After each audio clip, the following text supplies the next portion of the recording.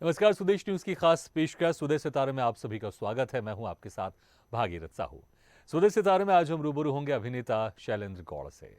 Shailendra Gaur TV और film के जाने माने अभिनेता हैं। इन्होंने अपने सफर की शुरुआत रंगमंच से की और पढ़ाई भी इन्होंने रंगमंच में ही की है, एक्टिंग में की है। जो ग्रेजुएशन कंप्लीट किया इन्होंने वो एक्टिंग में किया है और उसके बाद फिर अपने आप को एक्टिंग में पारंगत करके फिर मुंबई में, क्योंकि हर कोई चाहता है टीवी और फिल्म इंडस्ट्री में अपना एक नाम कमाना, अपनी एक पहचान बनाना। उसके बाद इन्होंने कई फिल्मों और टीवी सीरियल में अहम किरदार निभाए हैं।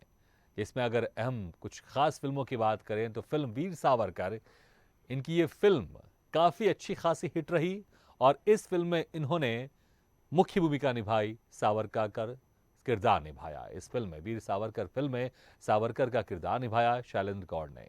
इसके अलावा हेमा मालिनी के साथ फिल्म एक रानी ऐसी भाई में भी शैलेंद्र गौड़ ने अहम भूमिका निभाई है। इसके अलावा फिल्म सरगना, दहा, अ थर्सडे डे, इसमें डिम्पल कपाड़िया के साथ काम किया। जो फिल्म है अ थर्सडे डे, इसमें डिम्पल कपाड़िया के साथ काम किया। तो ये वो तमाम फिल्में हैं और इसके अलावा भी कई फिल्में हैं जिसमें अहम किरदार में नजर आए हैं शैलेंद्र गौड़। अगर टीवी सीरियल की बात कर लें तो अभी तक 50 से ज़्यादा टीवी सीरियल में भूमिका निभा चुके हैं। डिफरेंट डिफरेंट किरदार में नजर आए हैं, जिसमें खासकर जो टीवी सीरियल है मोहे रंग दे, तो बालिका वधू, ये तमाम सीरियल समेत 50 से ज़्यादा टीवी सीरियल में डिफरेंट डिफरेंट किरदार निभाए हैं। तो आज हम इनसे रूबरू होंगे और जानेंगे इनके अभिनय के सफर के बारे में।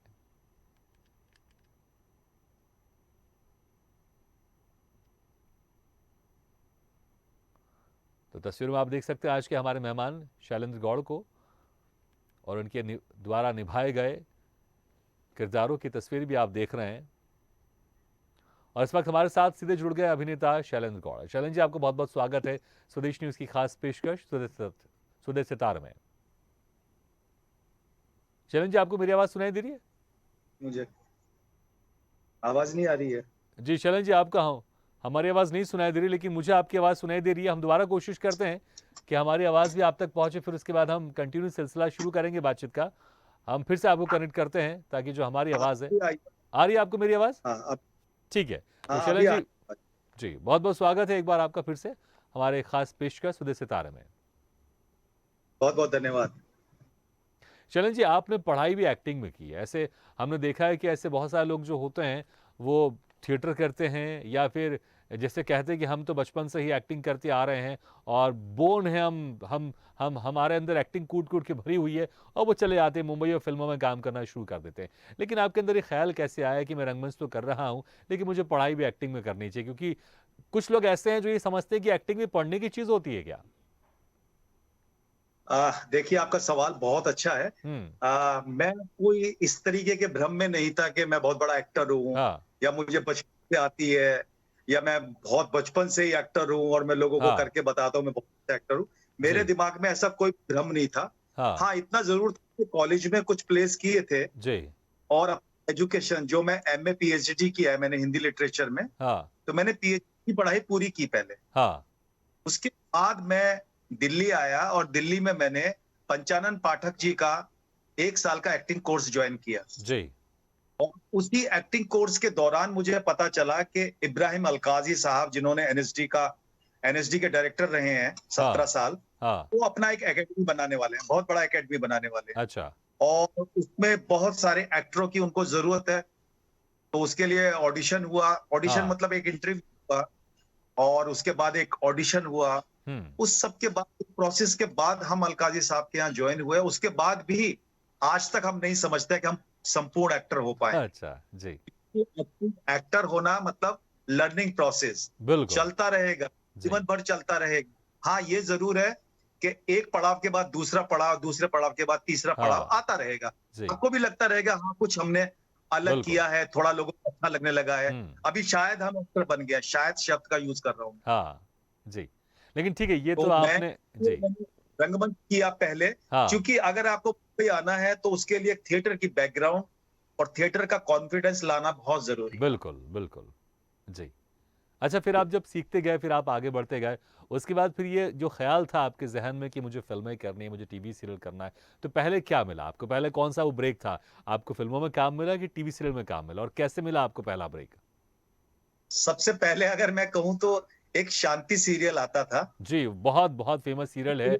मैं इसमें मैं शांति जी, सीरियल आता था। जी, इसमें उस इसमें शांति सीरियल में मुझे 1 दिन का काम मिला था हाँ, मुंबई में सबसे पहले। हाँ, और ये एक जैसा होता है ना, नॉर्मली एक जी, डॉक्टर का रोल है। हाँ। एक पेशेंट जाके इंजेक्शन लगाना है और उसके बाद बोलना है भगवान सब ठीक करेंगे वाली बात, बस एक छोटा-सा जी, रोल था। हाँ, लेकिन उससे पहले दिल्ली में जब मैं ट्रेनिंग कर रहा था, हाँ, तो मुझे एक दूरदर्शन की फ़िल्म मिली थी जिसका नाम था प्रायश्चित। अच्छा, ललित बहल बहुत फेमस डायरेक्टर हैं, उनकी वाइफ भी एक्ट्रेस भी हैं, डायरेक्टर भी हैं। हाँ, तो उसने मुझे पहला ब्रेक दिया था दूरदर्शन पे, वो बहुत अच्छी फ़िल्म चली थी हाँ मेरी, जी, प्रायश्चित नाम की। मैंने हुँ, लीड रोल किया था।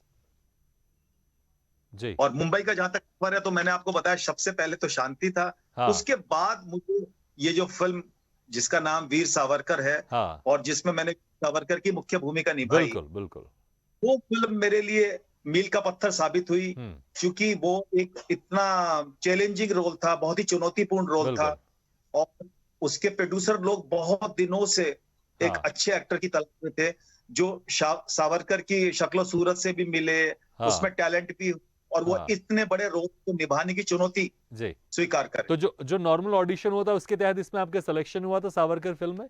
या फिर कुछ और तरीके से आपका, या कभी-कभी कुछ ऐसे रोल हमें मिल जाते हैं जो हम सोचते नहीं लेकिन अचानक हमें मिल जाते हैं, या ऐसा कुछ अनहोनी चीज़ें हुई थी इस रोल के लिए? हाँ जी, भागीरथ साहब इसमें एक, जैसे आपका नाम है भागीरथ, भागीरथ हाँ, प्रयास किया था, जी। गंगा को धरती पे लाए हाँ, थे। हाँ, जी। नहीं समझ लीजिए कि मुझे जो सावरकर का रोल मिला, हाँ, उसमें मेरे कितने ऑडिशंस हुए होंगे मुझे खुद को पता नहीं। और अच्छा, मैंने किस-किस किए होंगे। हाँ, उसके बाद मतलब ये भागीरथ प्रयास था एक तरह जी। से। तो जब आप एक फाइनल हुए, जब जब आप फाइनल हुए, उसके बाद फिर कैसे अपने आप को आपने इस किरदार में ढालने का आपने प्रयास किया था? आपने कुछ वीडियोज़ देखी होंगी या कुछ आपने उनके ऊपर पढ़ा होगा, क्योंकि ये बहुत बड़ा किरदार है और इस किरदार को लेकर राजनीति भी बड़ी होती रहती है, ये भी आपको पता है। तो इसमें बहुत सारी चीज़ें आपने कैसे, क्या कुछ ख़्याल रखा था आपने कि कैसे इस किरदार को निभाना है? इसके बारे में मैं 3-4 चीज़ें कहना चाहूँगा। एक तो हुँ, उनकी वीडियोज़ बहुत कम हैं, हाँ, उनकी पिक्चर्स बहुत हैं। जी, तो सबसे बड़ा फ़ायदा मुझे ये हुआ कि मेरी शक्ल-सूरत उनसे बहुत मिलती है। हाँ, दूसरी चीज़ ये है कि क्योंकि मैं पढ़ा-लिखा था, इतना ज़्यादा स्टडी करके आया था, जी, तो मैंने उनकी किताबें और बहुत अच्छे से उसको हुँ, रिसर्च किया पहले। हाँ, और रिसर्च करके समझा कि क्योंकि किसी पीरियड में आपको जाना बहुत डिफ़िकल्ट होता है। हाँ, आप जिस पीरियड, सपोज़ हम लोग ने ये शूटिंग किया था 98 के अंदर, जी, 99 में स्टार्ट, हाँ, तो 1999 की शूटिंग करने से पहले आपको 100 साल पीछे जाना पड़ेगा। बिल्कुल, भगूर में कैसा था, वो कैसे रहते थे, और हमारी सामाजिक सिचुएशंस कैसी थी, राजनीतिक सिचुएशंस कैसी थी, हाँ, और उसमें किस तरीके का वार्तालाप करते थे, किस तरीके का व्यवहार करते थे, हमारी सांस्कृतिक विरासत क्या थी, हुँ, इन सब का प्रबंधन होता है, वो पहले आपको समझना होता है, उसके बाद उसको उतारना होता है। हुँ, कहना थ्योरी में बहुत आसान होता है, हाँ, लेकिन जब आप करते हो, तो बहुत ही डिफिकल्ट होता है, क्योंकि जी, देखिए, चीज़ की एक स्पीड होती है। हुँ, आज जो स्पीड है व्यक्ति की बोलने की, वो 100 साल पहले काफ़ी धीमी रही होगी। हुँ, पढ़े-लिखे लोगों के अंदर भी एक सभ्यता होगी और एक तरीका होगा बोलने का। मुझे जी, तो ऐसा लगता है कि अंग्रेज भी हिंदुस्तानियों पे अत्याचार करते होंगे, तो उसका भी एक अलग तरीका होगा। आज के दृष्टिकोण से बहुत एग्रेसिव हो सकता है वो। हो हुँ, सकता है उस समय वो इतना ना भी हो। हुँ, हमें ये चीज़ महसूस करनी होती है एक्टर के रूप में कि वो पीरियड क्या रहा होगा, वो जी, समय क्या रहा होगा, हुँ, सिचुएशन क्या रही होंगी। हुँ, देश में मरी थी क्या?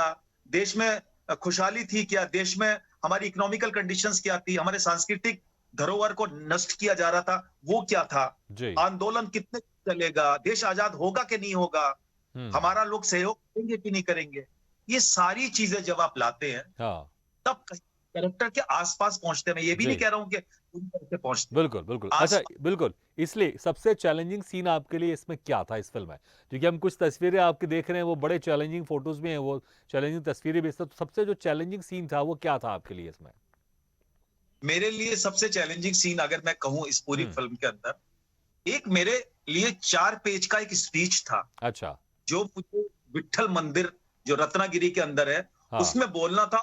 हज़ारों की ऑडियंस थी, हाँ, हज़ारों की ऑडियंस थी, जैसे उस ज़माने में रहा होगा जब सावरकर जी ने हाँ, अछूत लोगों को मंदिर के अंदर प्रवेश कराया होगा। हाँ, वो एक स्पीच थी जिसको कि वन टेक में तो देना हर एक्टर चाहता है, हाँ, लेकिन कंटिन्यूटी में थी वो, कहीं ब्रेक होके स्पीच नहीं थी एक्चुअली। अच्छा, बहुत लंबी स्पीच थी और मेरा पहला ही शॉट ओके हुआ, बाकी हुँ, मेरे रिटेक किए गए, लेकिन रखा पहला ही शॉट गया फिल्म के अंदर। क्या बात है! तो मुझे खुशी भी है कि जो जो मेरे से मेरे डायरेक्टर ने, मेरे प्रोड्यूसर ने जी, मेरे से जो है वो अपेक्षा की थी, मैं उस अपेक्षा पे खरा उतरा। मुश्किल सीन था वो, जी। बहुत मुश्किल सीन था।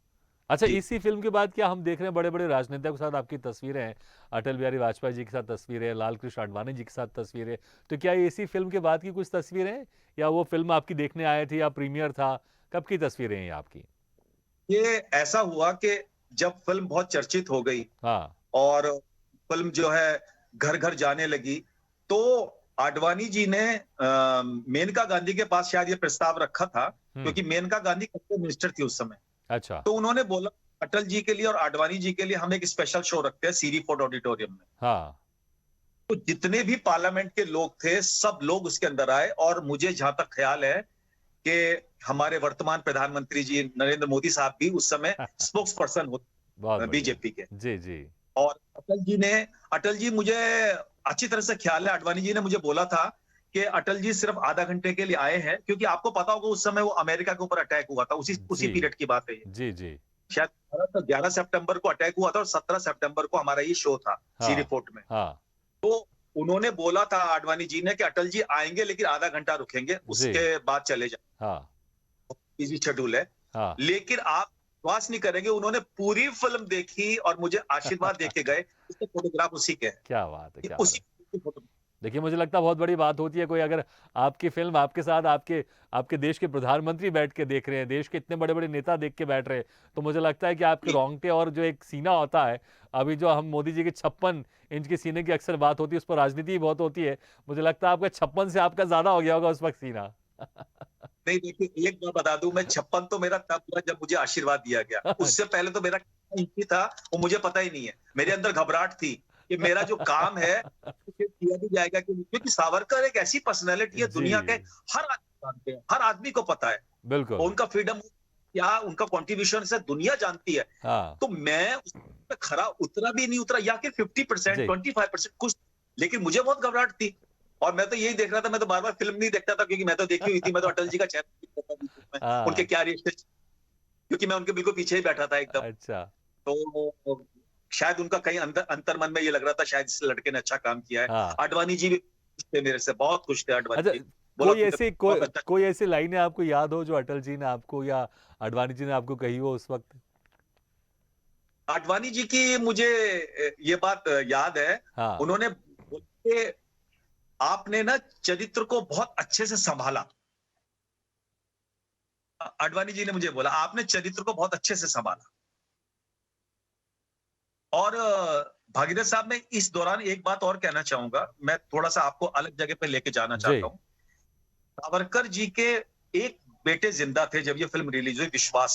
हाँ, उन्होंने जब मुझे ये कहा ना कि आपने मेरे पापा को जिंदा किया, मेरे फादर को जिंदा किया, तो जी, वो मेरे लिए बेस्ट ऑफ मुझे लगता है। बिल्कुल, मुझे लगता है सबसे ये। बड़ा जी, होता है कि एक बेटा ये कहे कि मेरे हाँ, बाप को मतलब आपने जिंदा किया उस रूप जी, में, क्योंकि जितना समय उन्होंने गुजारा, मैंने तो एक पल भी नहीं गुजारा उनके साथ। हाँ, लेकिन मेरी कोशिश थी, मेरी चीजें थी, मेरी सोच थी, मेरे अलकाजी साहब की ट्रेनिंग थी, इब्राहिम अलकाजी साहब की ट्रेनिंग थी।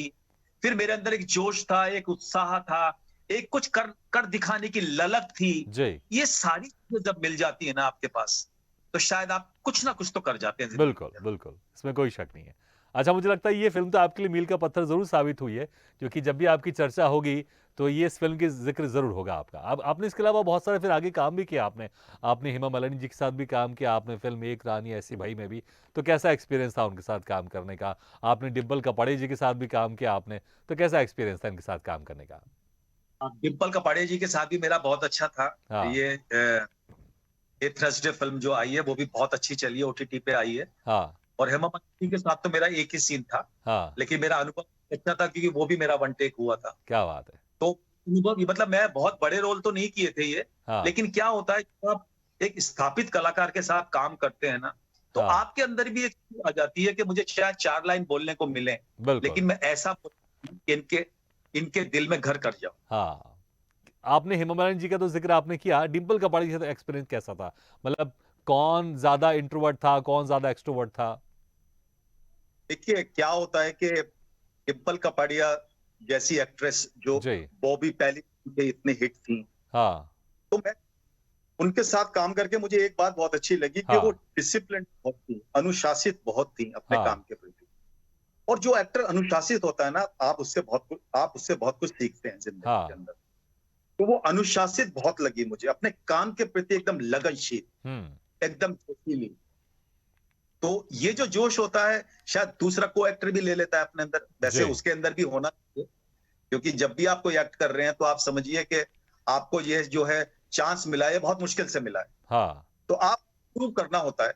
तो मेरा एक्सपीरियंस उनके साथ बहुत अच्छा है, ज्यादा मेरी बातचीत तो नहीं हुई। हुँ। आ, ये है कि सीन के दौरान जो हमारी रिहर्सल्स थी वो रिहर्सल्स हुई, और बहुत अच्छा रहा एक्सपीरियंस, बहुत अच्छा, अच्छा रिहर्सल एक्सपीरियंस। से मुझे ज़िक्र आया, मुझे याद आया कि आपने जया बच्चन जी के साथ आपने थिएटर किया, तो जब थिएटर करते हैं तो बहुत बहुत दिनों तक आपको रिहर्सल करना पड़ता है, तो मुझे लगता है बहुत लंबा समय आपने उनके साथ प्रैक्टिस ज़रूर किया होगा।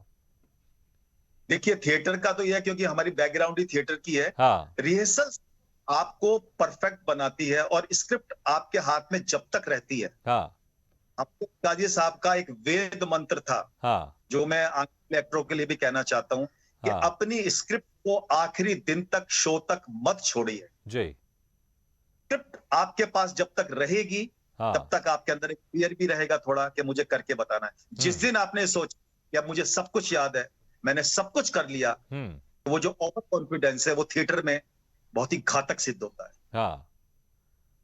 तो जया तो बच्चन आपके लिए जी, तो इम्पोर्टेंट होती है। जया जी के साथ रंगमंच का एक्सपीरियंस कैसा था? वही मैं आपसे कह रहा था कि आपने कुछ लंबा समय गुज़ारा होगा आपने, क्योंकि हेमा मालिनी जी की अगर बात की अपन ने, तो वो शूट रहती है तो शूटिंग में 1 आध दिन के अंदर काम हो जाता है वो।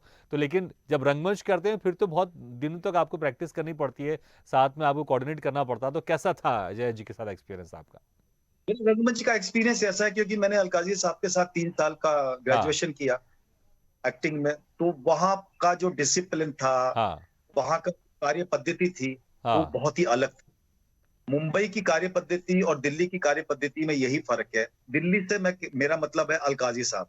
हाँ, तो उन कार्य पद्धति थी जिसमें कि बहुत ही साफ सुथरे ढंग से आपको रहना है जिंदगी हुँ, के अंदर। हुँ, हर चीज बहुत साफ होनी चाहिए, क्लियर होनी चाहिए। हुँ, आपकी प्रॉपर्टी कहाँ रखी है, विंग्स में कहाँ रखी है, आप भूल ना जाए, उसको बार बार देख के आए आप। अच्छा, आपकी उस प्रॉपर्टी रखी हुई है कि नहीं रखी हुई हुँ, है, स्क्रिप्ट आपकी जगह आपकी है कि नहीं है। और सबसे बड़ी बात है कि आपने वो आत्मा से पढ़नी शुरू की है कि नहीं की है। हाँ, जब तक आप आत्मा के अंदर वो घुल नहीं जाएगा ना, वो जी, स्क्रिप्ट घुल नहीं जाएगी, तब तक आप अच्छी परफॉर्मेंस नहीं करेंगे। बिल्कुल, तो बिल्कुल। थिएटर का जो एक कहना चाहिए, एक अपना जो जो एक नजरिया होता है थिएटर हुँ, का, हुँ, बहुत अलग होता है फिल्म से। जी, फिल्म में हम लोग छोड़ देते हैं, फिर जाके चेयर पर रिलैक्स होकर बैठ जाते हैं, हाँ। फिर से और कुछ फिर से कुछ स्विच। अगर गलत हो गया तो आप उसको थिएटर रीटेक करके आप दोबारा उसको कर लीजिए आप। जी, बिल्कुल, अगर कुछ गलत हो गया तो रीटेक हो जाता है उसमें दोबारा। लेकिन कहते हैं ना, रंगमंच के लिए कहते हैं कि शो मस्ट गो ऑन। अगर आप डायलॉग भी भूल गए हैं तब भी आपको आगे बढ़ना है, कुछ गलती हो गई तब भी आपको आगे बढ़ना है। रीटेक का ऑप्शन उसमें रहता नहीं, इसमें तो कोई शक नहीं है। अच्छा, आपने इतने लंबे जी, मेरी आवाज़ आ रही है आपको? हाँ, मैं आपको एक चीज, जी, मैंने मुंबई के अंदर आके खुद का भी थिएटर किया, जी, यानी कि प्लेस डायरेक्ट किया आके। हाँ, भारतीय भवन में मैंने 2 प्ले डायरेक्ट किए। हाँ, एक मैंने विरासत प्ले डायरेक्ट किया और एक मैंने घरौंदा प्ले डायरेक्ट किया। ग्रेट। और घरौंदा में आज का एक एक्टर है जो अनूप उपाध्याय है, क्या नाम है आपका, भाभी जी घर में आता है, उसको हाँ, भी मैंने ब्रेक दिया अच्छा, उस नाटक के अंदर। हाँ, और काफी लोगों ने मेरे साथ काम किया। अच्छा। तो मेरा वो एक्सपीरियंस भी बहुत अच्छा था जब मैंने मुंबई में आके खुद का थिएटर किया। तो आपने शुरुआत में ही आप एज़ अ डायरेक्शन करना शुरू कर दिया थिएटर में, कि बाद में आपने कई सालों के बाद आपने शुरू किया या अभी भी शुरू किया आपने? डायरेक्टर दोनों था, अच्छा, लेकिन घरौंदा इसलिए एक्टिंग नहीं की क्योंकि मैं सावरकर कर रहा था उस दौरान, हाँ। और मेरे के बाल सब निकाले गए थे क्योंकि मैं जब 70 ईयर ओल्ड, तो सब जी। ऐसे करके पैच निकाला गया था पूरा का पूरा। हाँ, हाँ, हाँ। तो उस एक्टिंग नहीं कर सकते हैं क्योंकि आप कैरेक्टर में ही नहीं लग रहे हैं। बिल्कुल, बिल्कुल। और था मेरे पास, तो मैंने प्ले डायरेक्ट किया था जी। उस समय। अच्छा, अच्छा शैलेंद्र जी, समय कम है, लेकिन इस बीच में कोई ऐसा स्ट्रगल टाइम जो आपको अभी भी याद आप करते हैं कि वो दौर बड़ा आपके लिए बड़ा दुखदाई हो, या बड़ा लग रहा हो कि बहुत थोड़ा-सा मैंने शायद गलत अपनी फ़ील्ड चुन ली, ऐसा कुछ ख़्याल कभी आपके ज़हन में आया? मेरे दिल में तो ये कभी ख्याल नहीं आया कि मैंने हाँ, गलत फील्ड चुनी, क्योंकि हाँ। उसका रीजन ये है कि पूरे होशो-हवास के साथ जी, और पूरी एजुकेशन के हाँ। साथ हर सिस्टम को समझने के जी। बाद में आया था, तो लेकिन इसको स्ट्रगल की इसको जहाँ तक इसको इसको अगर मैं आपसे ऐसे पूछूं कि कोई ऐसा दौर था जो बड़ा चैलेंजिंग दौर था आपका इस फील्ड में सस्टेन करने के लिए, इंडस्ट्री में सस्टेन करने के लिए? फॉर्मूला ये था कि जब मुझे रोल मिल गया, तो हाँ, मुझे ये साबित करना है। तो वो मेरा हाँ, सबसे बड़ा चैलेंज। ग्रेट। और दूसरी बात, चैलेंज उसके बाद भी शुरू हो जाता है हाँ, आपका, कि ऐसे रोलों की तलाश, ऐसे ही कुछ अच्छा काम आपको मिले, बिल्कुल, बिल्कुल, तो इसमें उसके कोई शक नहीं। जी, जी, लिए जी। सबका पता है। और सब लोग ऑडिशंस देते हैं, सब लोग हाँ, अपने दौर से गुजर, हम भी जी, गुजर रहे हैं उसी दौर से, क्योंकि कभी-कभी क्या होता है, किसी कैरेक्टर के साथ बड़ी राजनीति हो जाती है हाँ, और आप उसके पार्ट होते नहीं हैं। तो राजनीति के पार्ट ना होने की वजह से जी, आपको काम मिलने में दिक्कत होती है, क्योंकि आप राजनीतिज्ञ तो है नहीं, आप तो हाँ, कलाकार है ना। आपको कल को अंबेडकर का रोल मिला तो आप अंबेडकर करेंगे, कल को सुभाष चंद्र बोस बिल्कुल। का मिला तो वो करेंगे। लेकिन आपने सावरकर का रोल किया तो थोड़ा हिंदुत्व रूप में उसको जोड़ दिया जाता है, हाँ, हिंदुत्ववादी से किया जाता है। लेकिन कलाकार तो बेसिकली एक कलाकार होता है ना। बिल्कुल, बिल्कुल, बिल्कुल सही कहा आपने, बिल्कुल सही कहा आपने। शैलेंद्र जी, आपसे बात करके बहुत वो अच्छा लग रहा था, लेकिन बहुत सारे टॉपिक थे जिस पर हम बातचीत कर सकते थे, लेकिन समय के थोड़ा अभाव है हमारे पास। लेकिन बहुत-बहुत शुक्रिया आपका करना चाहूँगा कि वक़्त निकाल कर आपने हमारे इस कार्यक्रम में शिरकत की। Thank you very much Shailendra ji. Thank you very much. तो सुबह सितारे में आज हम रूबरू हुए अभिनेता शैलेंद्र गौड़ से। अगले बार हम फिर किसी शख्सियत से मुलाकात करेंगे, तब तक के लिए दीजिए इजाजत। लेकिन खबरों का सिलसिला लगातार जारी, आप देखते रहिए स्वदेश न्यूज, सबसे पहले देश।